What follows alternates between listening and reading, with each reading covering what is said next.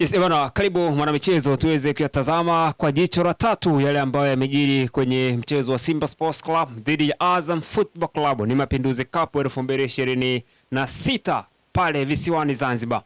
Imetokea sintofahamu ya kadi nyekundu ama si kadi nyekundu, tukio ambalo limezua hisia na limegusa wadau na wapenzi wa soka kwa kile ambacho amekifanya mlinzi wakati wa Simba Sports Club, na si mwingine amekuwa akifanya hivyo kwa sababu ana matumizi zaidi ya nguvu kuliko akili, na hiki ndicho ambacho kimekuwa kikiwauliza watu wengi ya kwamba mbona wachezaji aina yake wanapatikana katika viwanja vya Buza, mbona wachezaji ama walinzi wakati ambao wana kiwango kama cha kwake wanapatikana katika mechi za Ndondo Cup. Na huo ndio uhalisia. Ni kweli, yes, kaliba ya wachezaji kama Chamu Karabwa wa Simba Sports Club ni miongoni mwa walinzi ambao ukienda tu pale kwenye mechi za Ndondo Buza unampata mchezaji wa aina yake, kwa sababu ni mchezaji ambaye kwanza kwenye kichwa chake hatumii akili zaidi kama mlinzi, bali anatumia nguvu zaidi kuliko akili. Sasa ukicheza mlinzi kama Chamu Karabwe na wachezaji ambao ni hatari, ni wepesi,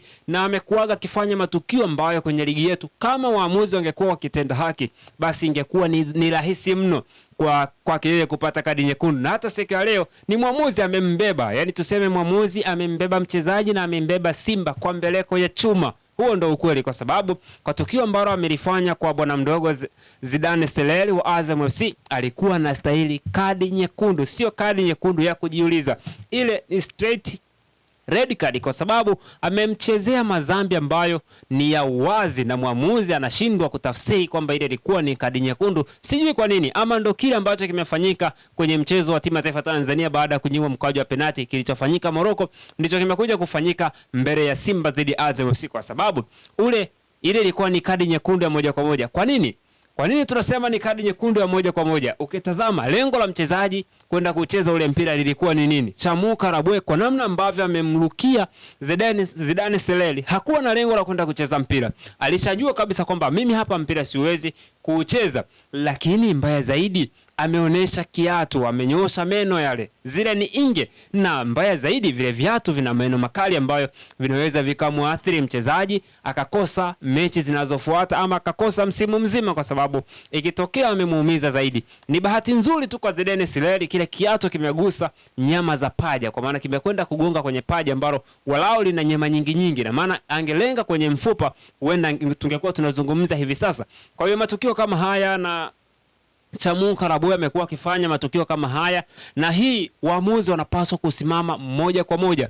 Kwa nini wapepese macho? Ilikuwa ni straight red card, yani kadi nyekundu ya moja kwa moja ambayo alistahili kupewa Chamu Karabwe na kumtoa nje wa mchezo na Simba kucheza pungufu. Sasa walinzi kama hawa Simba wanapaswa kuzungumza nao kuanzia viwanjani vya mazoezi, lakini pia kabla ya game. Na Chamu Karabwe hii imekuwa ni tabia kujirudia, amefanya matukio haya mara nyingi. Sema tu kwenye ligi yetu hatunaga waamuzi ambao wanaweza kutenda haki kwa hizi timu kubwa, kwamba wanapofanya makosa walinzi wao waadhibiwe kama ambavyo sheria zinavyotaka.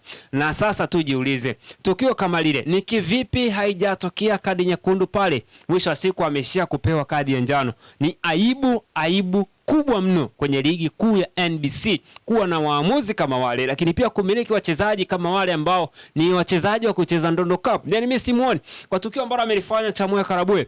Leo nimemshusha hadhi ya kuwa mchezaji ambaye anafaa kucheza ndani ya Simba Sports Club, lakini pia anafaa kucheza ndani ya ligi kuu ya NBC kwa sababu ya mwenendo na tabia zake za kucheza matukio kama yale. Mchezaji unacheza kwenye nusu finali ya Mapinduzi Cup, unacheza madhambi kama yale. We ni mchezaji professional, lakini pia huyu ni mchezaji wa kigeni. Je, ingekuwa ni mchezaji mzawa tungekuwa tukizungumza mambo gani?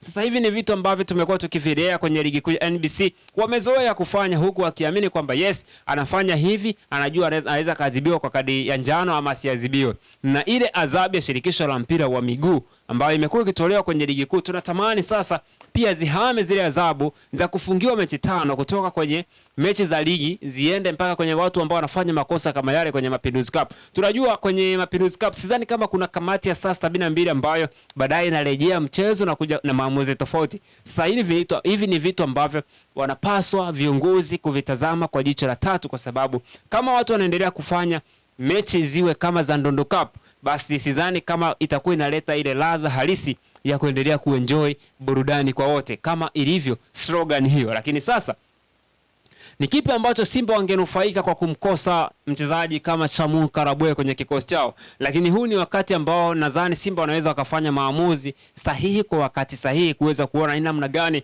wanaweza kupata replacement ama ongezeko la mlinzi mwingine wa katikati, kwa sababu sioni Chamu Karabwe kama atakuja kuisaidia Simba kwenye mechi zinazofuata. Wakimaliza Mapinduzi Cup, Simba wanarejea kwenye michuano ya kimataifa ambapo mchezo wao wa kwanza watakwenda kucheza dhidi ya Esperance de Tunis pale nchini Tunisia. Sasa watafanya vipi? Kama wanahitaji kupata matokeo na walinzi kama Chamu Karabwe, ni nadra mno kwa Simba kufanikiwa wakiendelea kumwamini kwamba mlinzi wao wakati ni Chamu Karabwe. Na sio kwenye tukio tu hili, tusizungumzie kwenye hili tukio la yeye kucheza madhambi. Kuna matukio mengine ambayo anayafanyaga sliding tackling ambazo mara nyingi huwa anazikosea na mara nyingi huwa zinaigharimu Simba kwa sababu watu wananufaika kwa foul, lakini pia zinatokea penalti. Sasa kama ni mchezaji ambaye sijui mazoezini huwa anacheza vipi, mwalimu anamwamini, au ni kwa sababu Simba kuna uhaba wa walinzi ambao wana quality play, wana quality ya kumzidi yeye kucheza kwenye nafasi yake. Abdrazak Hamza yuko majeruhi. Yupo Rushan Deruk ambaye pia ametoka kwenye injuries sio muda. Sasa Simba Sports Club, hii ni kama warning alert kwa wao viongozi kurudi sokoni kufanya haraka iwezekanavyo kuhakikisha kwamba wanapata mchezaji ambaye ni mlinzi wakati mwenye ubora mzito, mwenye quality, ambaye ataisaidia Simba wakati ambao Simba wenyewe hawatarajii kupata kitu kutoka kwa mchezaji kama Chamu Karabwe, kwa sababu ukiwa na walinzi kama hawa wakati wowote yule anaweza kupata kadi nyekundu, anaweza kusababisha penalti, anaweza kaigharimu timu kwa namna yoyote ile, aidha kwa penalti, kwa kusababisha apate kadi nyekundu. Mwisho wa siku anakuwa amekosa mechi 3 mpaka 5, kitu ambacho si vizuri kwenye timu kama Simba Sports Club kuenda kwenye mashindano makubwa wakiwa wana matumaini ya kuchukua kombe, huku tegemeo lao ikiwa ni mlinzi kalba ya Chamu Karabwe ambaye kiuhalisia anapatikana hata kwenye mechi za Ndondo Cup. Sasa huu ni wakati wa dirisha dogo. Simba warejee sokoni, watafute mlinzi mwingine, waachane na habari za kumfikiria Chamu Karabwe kama atakuja kuwafikisha nchi ya ahadi. Mlinzi gani anatumia nguvu kuliko akili? Mlinzi gani hajui kutumia akili zaidi ya nguvu? Mipira ya nguvu walikuwa wanacheza wazee wetu wa zamani, lakini sio nao. Mpira wa kisasa unahitaji akili zaidi. Hakuna haja kama pale eneo alilocheza Mazambi ni eneo ambalo hata alihitaji nguvu nyingi. Angeweza kumzuia mchezaji kwa kukaa kwenye njia akamzuia asipite, au angeweza kwenda kubato naye kwa kumchelewesha, kumfanyia ile delaying ya mchezaji kutokukaribia kwenye eneo la hatari ya Simba Sports Club. Lakini yeye kwa akili zake za kitoto na za kipuuzi kabisa za kiplaimali amemlukia na kumchezea Mazambi. Sasa utasemaje kwamba yule ni mlinzi ambaye anafaa kucheza ndani ya Simba Sports Club kama sio kutafuta lawama kwa walimu kwamba walimu hawawezi kutoa kile ambacho ni bora kwa timu, lakini kumbe wachezaji ndio wanaoigharimu timu.